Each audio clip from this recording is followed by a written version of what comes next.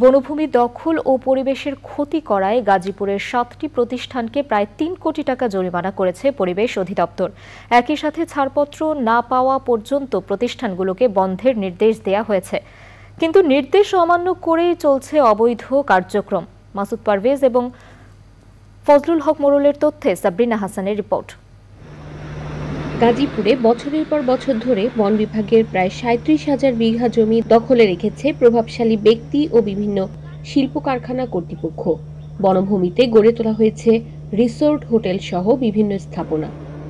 সম্প্রতি এমন অভিযোগের সত্যতা পেয়ে 7 প্রতিষ্ঠানে অভিযান চালায় পরিবেশ অধিদপ্তর।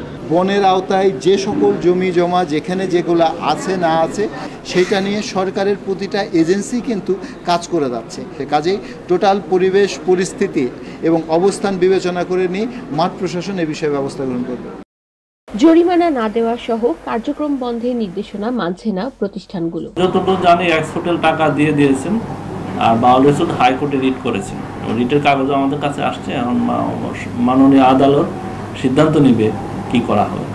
আমাদের 2টি মামলা বর্তমানে বিজ্ঞ আদালতে রয়েছে। আমরা আশা করছি খুব শীঘ্রই আমাদের প্রতিদ্বন্দ্বিতায় বা আমাদের তথ্যপত্রের কারণে আদালত থেকে হয়তো আমাদের পক্ষে রায় আসলে আমরা এই বন বিভাগের জায়গাগুলো তখন উচ্ছেদ করে ফেলব। বনভূমি দখলকারীদের বিরুদ্ধে এই অভিযান অব্যাহত থাকবে বলছে সংশ্লিষ্টরা। সাবরিনা হাসান, প্রকৃতি ও জীবন ডেস্ক, চ্যানেল আই।